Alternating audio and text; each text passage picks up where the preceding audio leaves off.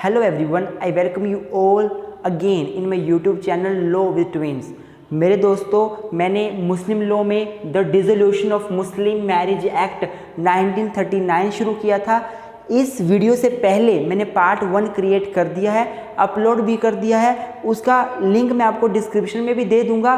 Please वो video ज़रूर देखें। वो जनरल इंट्रोडक्शन के ऊपर वीडियो है कि ये एक्ट बना क्यों, एक्ट का पर्पस क्या है, एक्ट में हम क्या पढ़ेंगे, किसके ऊपर एक्ट एप्लीकेबल होता है। तो मेरे दोस्तों, जैसा कि पिछली वीडियो में मैंने आपको बताया था कि ये एक्ट जो है वो मुस्लिम वुमेन्स को कुछ ग्राउंड्स देता है डाइवोर्स लेने के। मुस्लिम वुमेन्स को ग्राउंड्स देता है अपनी मैरिज को डिसॉल्व करने के लिए डिक्री कोर्ट से लेने के, अर्थात जुडिशियल डाइवोर्स के कुछ ग्राउंड्स दिए गए हैं। तो आज की इस वीडियो में हम वो ग्राउंड्स पढ़ेंगे। इस एक्ट के अंडर, ये जो एक्ट है मुस्लिम marriage dissolution of Muslim marriage act 1939, इस एक्ट में 6 सेक्शंस हैं, जिसमें जो 6 सेक्शंस है वो रिपील हो गया था 1942 में। तो 5 सेक्शन अभी हमारे पास बचे हुए हैं। जो पहला सेक्शन है, सेक्शन नंबर 1, वो बात करता है कि इस एक्ट का टाइटल क्या होगा, इस एक्ट का नाम क्या होगा, और ये जो एक्ट है वो कहाँ कहाँ एप्लीकेबल है, इसका एक्सटेंट क्या है। तो ये जो एक्ट है इसका नाम होगा dissolution of Muslim marriage act 1939, जैसा कि ऊपर लिखा भी गया है। और ये जो एक्ट है ये पूरे इंडिया में एप्लीकेबल होगा। इस बेर एक्ट में लिखा गया है except the state of Jammu and Kashmir. लेकिन एज यू नो कि 2019 में जम्मू कश्मीर का जो स्पेशल स्टेटस था वो हटा लिया गया है। अब जितने भी लॉज हैं वो जम्मू कश्मीर पर भी एप्लीकेबल होते हैं। तो अब के हिसाब से देखा जाए तो ये एक्ट जम्मू कश्मीर में भी एप्लीकेबल होगा। जो दूसरा जो सेक्शन है वो मेन सेक्शन है हमारा मेरे दोस्तों, जिसमें ग्राउंड्स दिए गए हैं for obtaining the decree of divorce. Section 2 this is main. Section 2 बोलता है हमारे पास grounds for decree for dissolution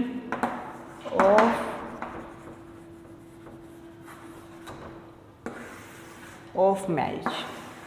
तो मेरे दोस्तों, इस एक्ट का जो सेक्शन 2 है वो हमारे पास कुछ ग्राउंड्स बताता है, जो ग्राउंड्स डील करते हैं मैरिज को डिसॉल्व करने से। वुमेन्स के पास कुछ ग्राउंड्स दिए गए हैं जिसके अनुसार वुमेन अपनी मैरिज को डिसॉल्व कर सकती है, ख़त्म कर सकती है, कोर्ट में जा सकती है, हस्बैंड से मैरिज को ख़त्म कर सकती है। सबसे पहला पॉइंट बोलता है कि देखो, फर्स्ट पॉइंट से पहले जो ऊपर मेन हेडिंग है वो लिखी हुई है, अब वुमेन, आपके पास बेल राइटर होना चाहिए, उसमें आपको ज़्यादा ईजी रहेगा। अब women married under Muslim law shall be entitled to obtain a decree for the dissolution of her marriage on any one or more than one of the following grounds, namely। एक Muslim women जो है वो इन grounds के आधार पर, जो grounds हम पढ़ेंगे उन ग्राउंड्स के आधार पर अपनी मैरिज डिसॉल्व करने की डिक्री कोर्ट से ले सकती है। सबसे पहला पॉइंट है where about the husband have not been known for the period of 4 year. मतलब husband is missing for the period of 4 years. मेरे दोस्तों, ध्यान से वीडियो सुनना, अच्छे से वीडियो सुनना, कॉपी पेन लेकर बैठना, अच्छे से लिखना, आपको बहुत अच्छा समझ आएगा। अगर वीडियो अच्छी लग रही है तो लाइक ज़रूर कर दें।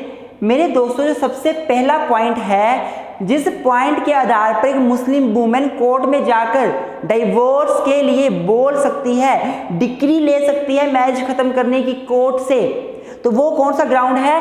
Husband is missing for the period of 4 year. अगर हस्बैंड 4 सालों से मिसिंग है, हस्बैंड का 4 सालों में पता ही नहीं है वो कहाँ पर है, 4 साल तक अगर हस्बैंड का पता नहीं है, वो लापता है, तो इस ग्राउंड पर वुमेन कोर्ट में जा सकती है, डाइवोर्स के लिए बोल सकती है। मेरे दोस्तों, मैं आपको बताना चाहता हूँ कि अगर इस ग्राउंड पर वुमेन डाइवोर्स के लिए अप्लाई करती है, डिसोल्यूशन ऑफ मैरिज के लिए अप्लाई करती है, तो याद रखना इसी सेक्शन 2 का सब सेक्शन बी अर्थात जो प्रोवाइजो है, प्रोवाइजो दिए गए कुछ, उससे जो प्रोवाइजो बी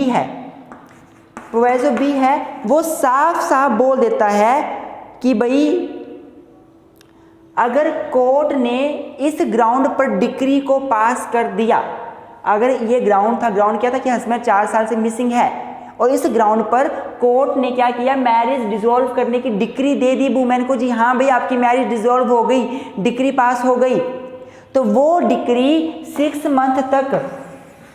मंथ तक फोर्स में नहीं आएगी। A decree passed on the ground of 1 shall not take effect for the period of 6 months from the date of such decree।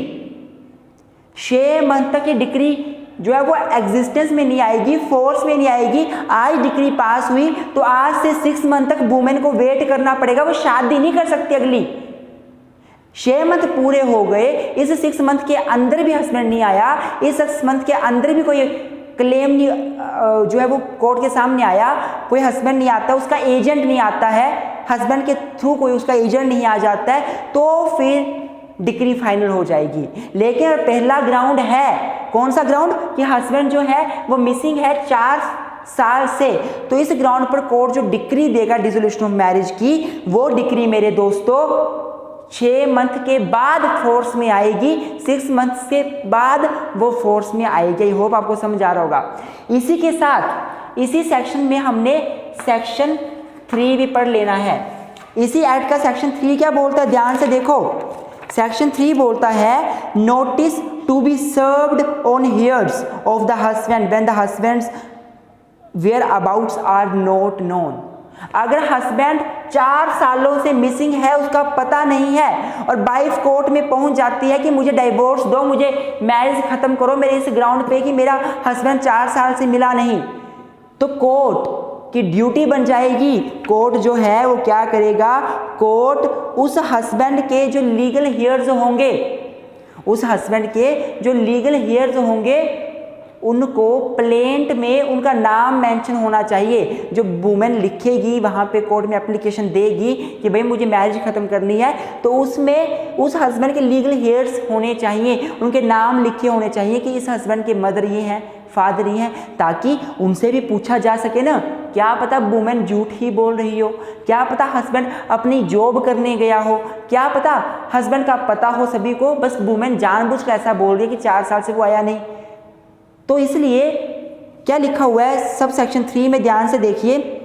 In the suit to which clause 1 of section 2 applies, a the names and addresses of the person who would have been the heirs of the husband under Muslim law if he had died. अगर वो मर जाता तो उसके जो hairs होते, उनको जिस दिन केस सूट डला डिसोल्यूशन का, उस दिन प्लेंट में उनके नाम भी लिखे होने चाहिए एड्रेस के साथ, और उन सभी को नोटिस भी सर्व किया जाएगा। बी पॉइंट बोलता है notice of the suit shall be serve to a person, कि सूट पड़ा है, कौन सा सूट, डिसोल्यूशन ऑफ मैरिज का, ये नोटिस उनके किसके, हस्बैंड के हेयर्स को बताया जाएगा, नोटिस उसको भेजा जाएगा। और सी पॉइंट बोलता है such person shall have right to be heard, और जिन पर्सन को नोटिस भेजा जाएगा उनको भी सुना जाएगा। ऐसा नहीं है कि नोटिस भेज दिया बस बात खत्म, नो, उनके पास राइट है वो आके अपनी बात रखे, वो उनको सुना भी जाएगा। और प्रोवाइडेड क्या बोला गया, provided that paternal uncle and brother they would be heirs deemed to be heirs even they are not heir, चाहे वो हेयर ना भी हो पर फिर भी उनका नाम तो लिखा जाएगा उसके ऊपर, उनको नोटिस भी दिया जाएगा। आई होप आपको पॉइंट 1 जो पहला ग्राउंड है वो समझ आ गया होगा। पहले ग्राउंड में क्या पढ़ा मैंने, पहले ग्राउंड में आपको मैंने बताया कि वो जो वुमेन है, मुस्लिम वुमेन, वो डाइवोर्स के लिए बोल सकती है, मैरिज खत्म करने के लिए, डिक्री लेने के लिए बोल सकती है कोर्ट में जाकर। कब बोल सकती है, कब बोल सकती है, जब उसका हस्बैंड 4 साल से लापता हो। लेकिन साथ में प्रोवाइजो है नीचे, वो बोलता है कि इस ग्राउंड पर कोर्ट ने डिक्री पास कर दी, अच्छी बात है, कोई दिक्कत नहीं है, लेकिन वो डिक्री 6 मंथ के बाद एनफोर्स होगी, फोर्स में आएगी। और 6 मंथ के अंदर अगर हस्बैंड खुद आ गया या उसका एजेंट आ गया तो ये जो डिक्री पास किया ये खत्म हो जाएगी, इसकी डिक्री की कोई वैल्यू नहीं है। क्या बोला मैंने आपको, अगर 6 मंथ का जो टाइम पीरियड दिया है उस 6 मंथ के अंदर हस्बैंड खुद आ गया या उसका कोई एजेंट आ गया हस्बैंड की बात रखने के लिए, तो डिक्री वो नल एंड वॉइड हो जाएगी, ख़त्म हो जाएगी। और साथ में सेक्शन 3 भी पढ़ लिया हमने कि भाई अगर इस ग्राउंड पर डिवोर्स लेना है तो जैसे ही वाइफ सूट डालेगी वैसे ही नोटिस जाएगा उस हस्बैंड के लीगल हेयर्स को, और उनको नोटिस ही नहीं जाएगा, उनको सुना भी जाएगा, उनको मौका भी दिया जाएगा सुनने का। आई होप आपको ये समझ आ गया होगा।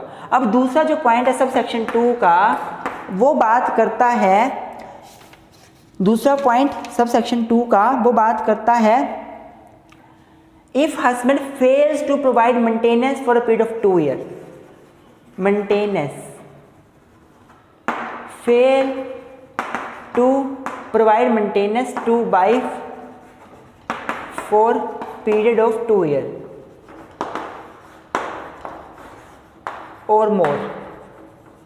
दूसरा पॉइंट बोलता है कि वुमेन तब भी कोर्ट में जाकर डिसोल्यूशन ऑफ मुस्लिम मैरिज की डिक्री के लिए बोल सकती है अगर हस्बैंड उसको मेंटेन नहीं कर रहा है और 2 साल से वो मेंटेन नहीं उसे कर रहा है। मेरे दोस्तों यहाँ मैं आपको बता दूँ, अगर हस्बैंड गरीब है, मेंटेन नहीं कर रहा, तब भी वुमेन कोर्ट में जा सकती है। हस्बैंड जो है वो लाचार है, किसी भी कारण किसी भी वजह से वो मेंटेन नहीं कर पा रहा है, बहुत पुअर है, वो वाइफ को मेंटेन नहीं कर सकता, even though then women can also move to court for obtaining the decree of divorce. कोई फर्क नहीं पड़ता रीजन क्या है, मेंटेन नहीं करने का कोई फर्क नहीं पड़ता। बस अगर ये प्रूव हो गया कि 2 सालों से वुमेन को हस्बैंड मेंटेन नहीं कर रहा है मेरे दोस्तों, तो कोर्ट डिवोर्स की डिक्री ग्रांट कर सकता है। दूसरा पॉइंट यही बोलता है। तीसरा पॉइंट क्या बोलता है? तीसरा पॉइंट बोलता है husband has been sentenced to imprisonment for the period of 7 years और मोर। इम्प्रिजनमेंट ऑफ हस्बैंड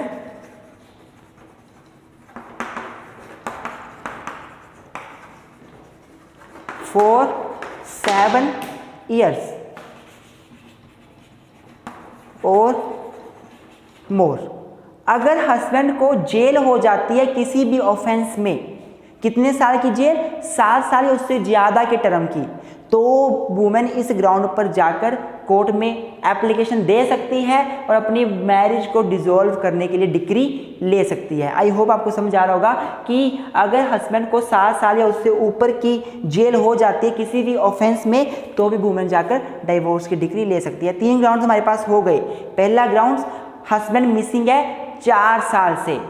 दूसरा ग्राउंड हस्बैंड वाइफ को मेंटेन नहीं कर रहा 2 सालों से। तीसरा ग्राउंड हस्बैंड को जेल हो गई है, इम्प्रिजनमेंट हो गई है 7 साल या उससे ज्यादा के टर्म की। चौथा ग्राउंड जो है husband has failed to perform the marital obligations for the period of 3 years। क्या लिखा हुआ है? Husband fails to perform the marital obligation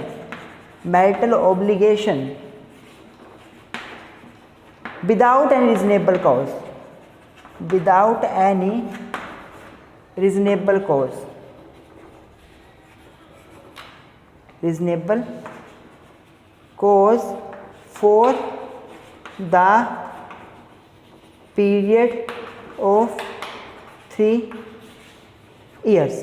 अगर हस्बैंड 3 सालों से अपनी मैरिटल ऑब्लिगेशंस को परफॉर्म नहीं कर रहा, then also women can move to court for getting the decree of divorce. Marital obligations मतलब मैरिज के रिगार्डिंग जो भी ऑब्लिगेशंस होती हैं, हस्बैंड वाइफ दोनों ने मैरिज करी, उनकी आपस में कुछ ऑब्लिगेशंस है, सेक्सुअल ऑब्लिगेशंस हैं, फिजिकल ऑब्लिगेशंस हैं, बहुत सारी ऑब्लिगेशंस होती हैं।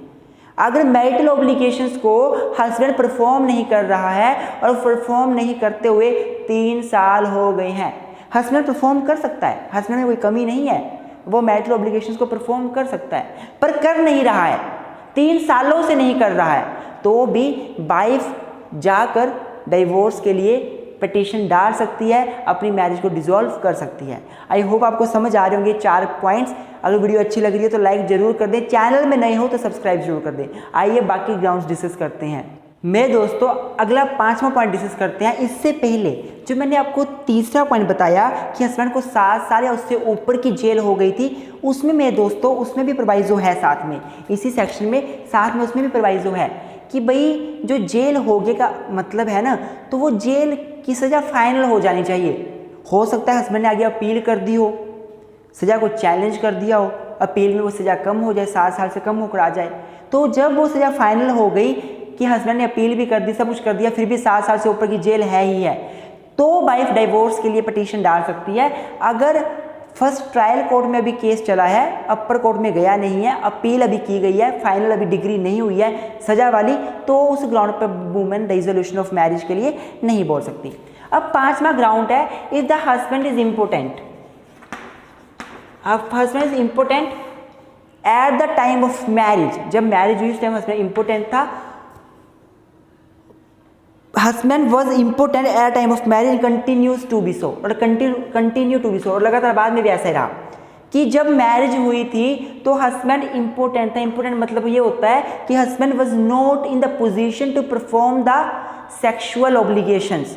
हस्बैंड मेंटली या फिजिकली ऐसा था कि वो वाइफ के साथ अपनी सेक्सुअल जो ऑब्लिगेशन है उनको फुलफिल नहीं कर सकता था, मतलब वाइफ के साथ सेक्सुअल इंटरकोर्स नहीं कर सकता था।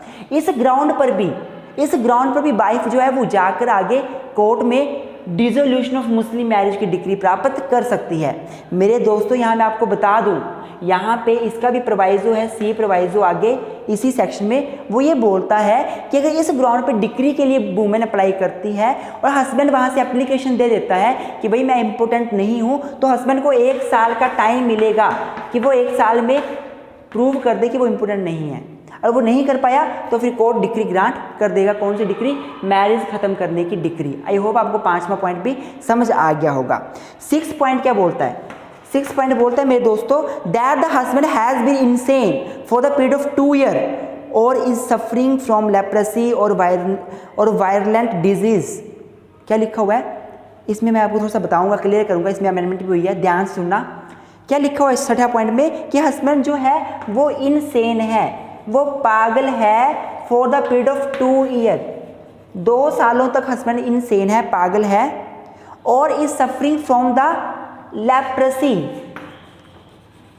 लेप्रेसी से सफरिंग है हस्बैंड, और वायरलेंट वेनरल डिजीज, खतरनाक वेनरल डिजीज जैसे HIV एड्स होता है, वेनरल डिजीज जो फैलती है, वेनरल डिजीज। अगर हस्बैंड पागल है 2 सालों तक, टाइम पीरियड दिया हुआ है, पागल है 2 सालों तक, तो वुमेन कोर्ट में जाकर मैरिज खत्म करने की डिग्री ले सकती है। अगर हस्बैंड को लेप्रेसी है, लेप्रेसी मेरे दोस्तों अब 2019 में अमेंडमेंट हुई है पर्सनल लॉज में, जिसमें हिंदू मैरिज एक्ट में अमेंडमेंट हुई है, मुस्लिम मैरिज डिसोल्यूशन एक्ट 1939 का इसमें अमेंडमेंट हुई है, स्पेशल मैरिज एक्ट में अमेंडमेंट हुई है 1954 के, हिंदू अडॉप्शन मेंटेनेंस एक्ट में अमेंडमेंट हुई है, और साथ ही डाइवोर्स एक्ट 1867 में भी अमेंडमेंट हुई है। और इस अमेंडमेंट के जरिए जो लेप्रेसी है is no more a ground of divorce. अब ये डाइवोर्स का ग्राउंड नहीं है। जहां भी लेप्रेसी के आधार पर भेदभाव किया गया था, अर्थात डाइवोर्स का ग्राउंड दिया गया था या मेंटेनेंस का ग्राउंड दिया गया था, उसको खत्म कर दिया गया है। अब leprosy is no more ground not under Hindu law but also under Muslim law. तो अब तो 2019 में एक केस हुआ था, केस का नाम याद रखना, Pankaj Sinha versus union of India. इस केस में सुप्रीम कोर्ट ने कहा था कि भाई लेप्रेसी अब क्योरेबल डिजीज है, इसको क्योर किया जा सकता है, ठीक किया जा सकता है। किसी को लेप्रेसी है तो वो ठीक भी हो सकता है, person can be cured, and if person is suffering from leprosy on this ground divorce can not be granted, rather the partner should cure him. उसकी केयर करनी चाहिए, उसको ठीक करने के लिए प्रयास करने चाहिए, डाइवोर्स ग्रांट नहीं करना चाहिए इस ग्राउंड पे। Pankaj Sinha versus union of India case था, उसमें सुप्रीम कोर्ट ने जजमेंट दी थी अपनी, और इसी जजमेंट के बाद 2019 में पर्सनल लॉज में अमेंडमेंट आई, हिंदू लॉज, मुस्लिम लॉज सारे चेंज हुए, स्पेशल मैरिज एक्ट का जर्नल लॉज, डाइवोर्स एक्ट का 1867 का जर्नल लॉ, ये सारे चेंज हुए, और leprosy is no more ground of divorce now. तो इस एक्ट में भी लेप्रेसी अब ग्राउंड डाइवोर्स का नहीं है, आप ये पॉइंट लिख सकते हो। अब वेनरल डिजीज की अगर बात आती है मेरे दोस्तों, तो वेनरल डिजीज जो वायरलेंट है, जो खतरनाक है, जो एक दूसरे व्यक्ति में जाते हैं, जैसे HIV एड्स हो गया, तो इस ग्राउंड पर भी मुस्लिम मैरिज एक्ट के अंडर वुमेन एप्लीकेशन देकर क्या कर सकती है, डाइवोर्स ले सकती है। आई होप आपको ये 6 पॉइंट्स समझ आ गए होंगे। अब आइए बाकी अगले पॉइंट्स डिस्कस करते हैं। ये सारे ग्राउंड्स हैं। हमने क्या ग्राउंड्स पढ़ लिए? सबसे पहला ग्राउंड्स पढ़ा हमने जहाँ पे हस्बैंड 4 साल से मिसिंग हो, दूसरा हस्बैंड वाइफ को मेंटेन नहीं कर पा रहा हो 2 सालों से, तीसरा 7 साल तक उसे जेल हो गई हो, चौथा हस्बैंड जो है वो मैरिटल ऑब्लिगेशंस फुलफिल नहीं कर पा रहा है 3 सालों से, पांचवा हस्बैंड इम्पोर्टेंट था मैरिज के दौरान और बाद में भी इम्पोर्टेंट रहा, छठवां हस्बैंड पागल है 2 सालों से या उसे वायरलेंट डिजीज है, वेनरल डिजीज है। तो आइए अब अगले पॉइंट डिस्कस करते हैं मेरे दोस्तों। इसके बाद जो 7वां पॉइंट है बहुत ही महत्वपूर्ण पॉइंट है, ध्यान से समझना इस पॉइंट को। लिखा हुआ है that she having been given in marriage by her father or other guardian before she attained the age of 15 years repudiated the marriage before attaining the age of 18 years। अगर एक वुमेन है, Muslim women, जिसको उसके guardians ने या उसके parents ने, father ने उसके मैरिज में दे दिया था, मतलब उसकी मैरिज करवा दी थी जब वो 15 साल से छोटी थी और 18 साल से पहले उसने उस मैरिज को रेपुडिएट भी कर दिया, खत्म भी कर दिया, तो भी वो उस मैरिज को जिसको उसने खत्म कर दिया उस मैरिज को लॉफुल तरीके से खत्म करने के लिए कोर्ट में जाकर डिक्री ले सकती है डाइवोर्स की। मैरिज उसने रेपुडिएट कर दी, शी हैज रेपुडिएटेड द मैरिज, उसने मैरिज को खत्म कर दिया अपने तरीके से, अपनी तरफ से, लेकिन अब इस ग्राउंड पर कि मैंने मैरिज खत्म कर दी है 18 साल से पहले जो कि मैरिज मेरे पेरेंट्स ने करवाई थी 15 साल से पहले, 15 साल की एज से पहले और 18 साल की एज से पहले मैंने उसको रेपुडिएट कर दिया, तो भी इस ग्राउंड पर वो जाके dissolution of Muslim marriage act के अंदर जाके डाइवोर्स की डिक्री ले सकती है। आगे लिखा हुआ है provided that the marriage has not been consummated. ये बड़ा महत्वपूर्ण पॉइंट है। वैसे यहाँ पे लिख दो आप repudiation of marriage, repudiation of marriage. अगला पॉइंट है repudiation of marriage by Muslim women. ये आपकी हेडिंग बन जाएगी, बीच में आप मटेरियल कुछ भी लिख लो, repudiation of marriage by the Muslim women. कि अगर मुस्लिम वुमेन ने मैरिज को रेपुडिएट कर दिया 18 साल से पहले तो भी वो डिक्री डाइवोर्स के लिए जा सकती है कोर्ट में। अब यहाँ लिखा हुआ है आगे provided that marriage has not been consummated, husband और वाइफ के बीच मैरिज कंज्यूमेट नहीं होनी चाहिए तो वो डिक्री के लिए जा सकती है। पर मेरे दोस्तों एक केस है, वो केस बड़ा महत्वपूर्ण है, वो केस याद कर लें आप। केस का नाम है गुलाम लकीना वर्सेस फलक शाह अल्लाह बख्श। गुलाम लकीना वर्सेस फलक शाह अल्लाह बख्श।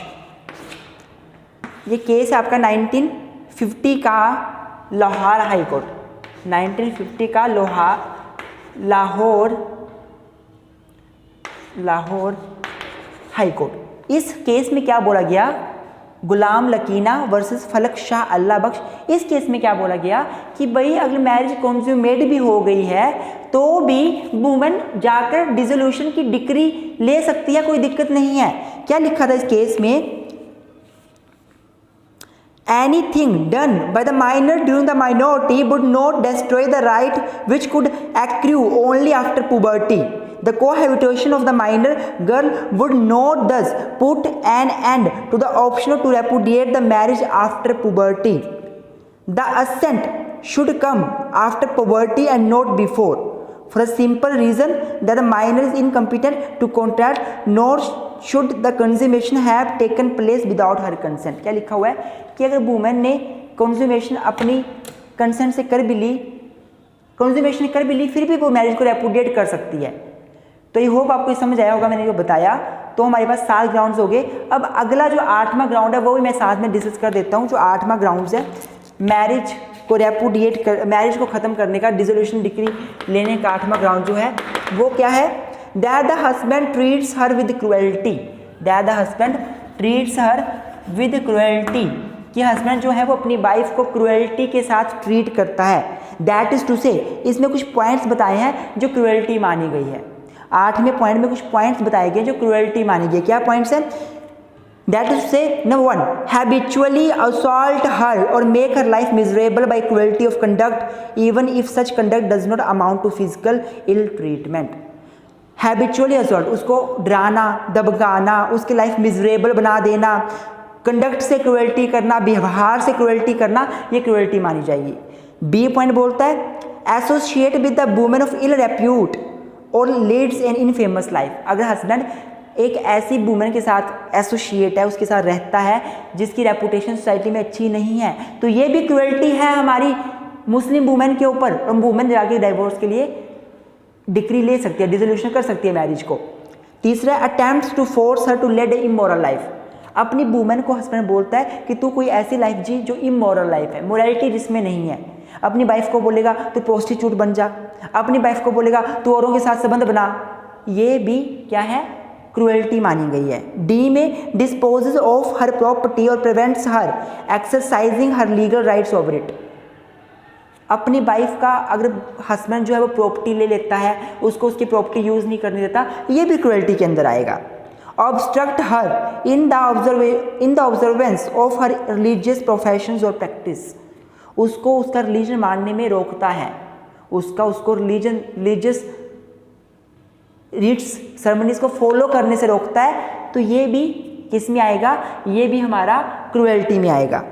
अगला पॉइंट बोलता है if he has more than one wives does not treat her equitably in accordance with the injunction of the Quran. जैसे कुरान ने बोला है वैसे सभी वुमेन्स को एक जैसा ट्रीट नहीं करता. और उसकी एक से ज़्यादा वुमेन्स वाइफ्स हैं तो जिससे वो ट्रीट नहीं करता इक्वलिटी से, वो जाकर इक्वलिटी से ट्रीट नहीं करता, वो जाकर dissolution of Muslim marriage act के अंदर डाइवोर्स के लिए बोल सकती है. ये भी क्रुएल्टी ही मानी जाएगी. तो क्रुएल्टी हमारा 8वां पॉइंट है. उसमें कुछ एक पॉइंट्स हैं जो मैंने आपको बता दिए कि हस्बैंड वाइफ को अत्याचार करता है, मारता है, असॉल्ट करता है, मिजरेबल लाइफ बना दिया है. एक वुमेन के साथ रहता है जो वुमेन इल रेपुटेशन की हो, अपनी वाइफ से इक्वली ट्रीट नहीं करता, ज़्यादा वाइफ्स हैं उसकी अगर, तो वो अपनी वाइफ से उसका राइट एक्सरसाइज करने से रोकता है, प्रॉपर्टी को यूज़ करने से रोकता है, अपनी वाइफ को बोलता है इमोरल लाइफ जी ले. ऐसे ऐसे पॉइंट्स इसमें आएंगे.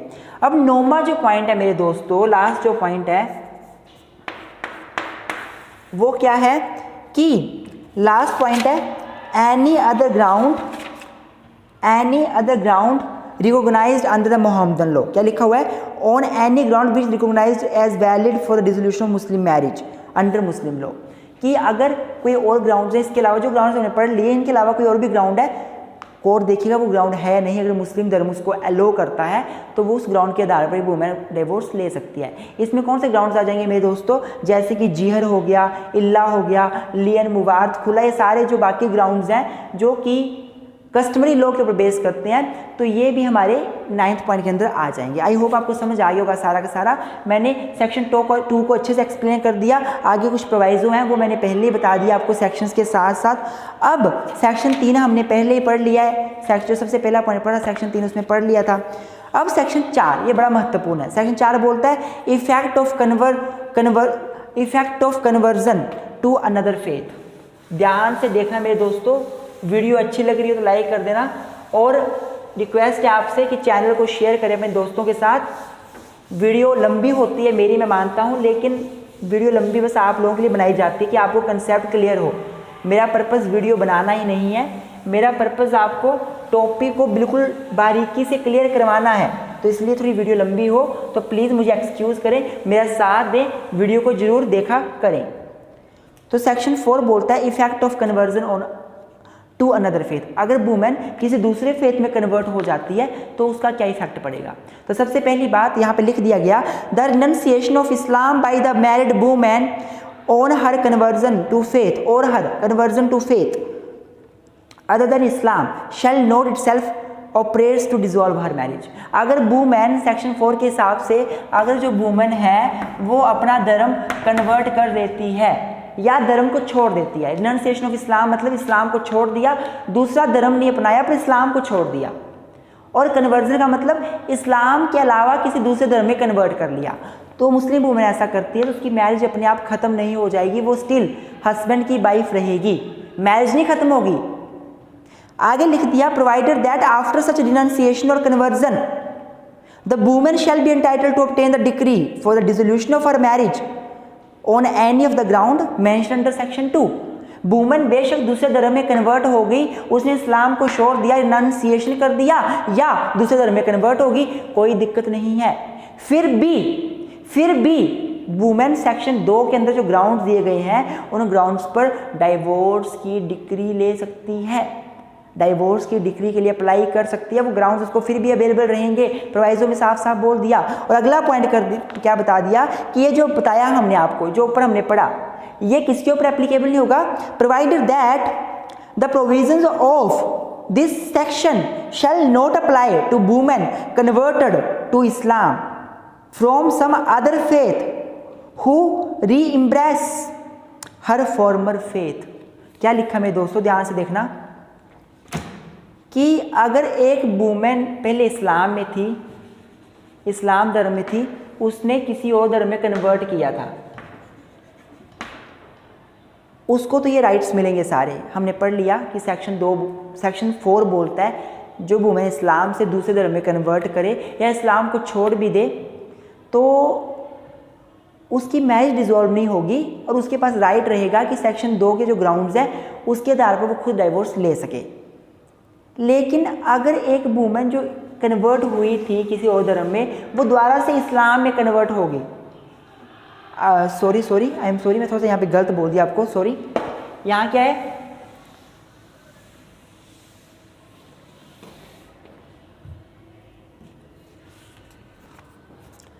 कोई दूसरे धर्म की वुमेन थी, हिंदू थी, मान लो हिंदू थी या मान लो क्रिश्चियन थी या मान लो बुद्धिज़्म थी, कोई और धर्म की, कोई भी धर्म की लेडी थी, उसने पहले मुस्लिम धर्म को अपनाया, मुस्लिम धर्म में कन्वर्ट किया, फिर दोबारा से अपना वही धर्म दोबारा से अपना लिया, तो इस सिचुएशन में जो सेक्शन 4 है ये एप्लीकेबल नहीं होगा। आई होप आपको समझ आ रहा होगा। सेक्शन 4 बोलता है एक वुमेन है मुस्लिम, वो दूसरे धर्म में कन्वर्ट होती है तो भी उसको डाइवोर्स के ग्राउंड्स मिलेंगे।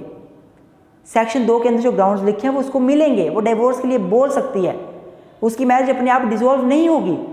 पर अगर कोई वुमेन पहले किसी दूसरे धर्म में थी, वो मुस्लिम धर्म में आती है, फिर मुस्लिम धर्म से दूसरा धर्म अपना द्वारा से जो पहले वाला धर्म था वो अपना लेती है, तो मेरे दोस्तों उस वुमेन के ऊपर ये सेक्शन 2 नहीं एप्लीकेबल होगा। अर्थात वो नहीं ग्राउंड्स डाइवोर्स के लिए जो ग्राउंड्स 2 में लिखे हुए हैं वो उसके ऊपर उन ग्राउंड्स को नहीं ले सकती, वो उन ग्राउंड्स के आधार पर डाइवोर्स नहीं ले सकती, उसके ऊपर सेक्शन 4 एप्लीकेबल नहीं होगा। Provided further that the provision of this section shall not apply to the women converted to Islam from some other faith who reembraces her former faith, जिसने बाद में अपना फॉर्मर फेथ, पहले वाला फेथ ले लिया हो। आई होप आपको समझ आ रहा होगा। अगर समझ ना आ रहा हो तो मुझे कमेंट बॉक्स में कमेंट कर दे, मैं वहाँ पे एक अच्छे से एक्सप्लेनेशन बनाकर डाल दूंगा। अब सेक्शन 5 बोलता है right to dower not to be affected, कि जो डावर का राइट है मुस्लिम वुमेन का वो अफेक्ट नहीं होगा, वुमेन को जो डावर का राइट है वो उसको राइट रहेगा। इस एक्ट के आने के बाद वो डावर इफेक्ट नहीं हुआ है, वो राइट वुमेन का एज इट इज़ ही रहेगा। तो मेरे दोस्तों इसी के साथ ये एक्ट खत्म हो जाता है। मैं आशा करता हूँ ये एक्ट बिल्कुल क्लियर हो गया होगा आपको। फिर भी कोई डाउट हो तो मुझे आप बताएं, मैं उस डाउट को दूर करने की पूरी कोशिश करूँगा। Thank you very much for keep supporting us, हमें ऐसे अपना साथ देते रहें। Thank you very much.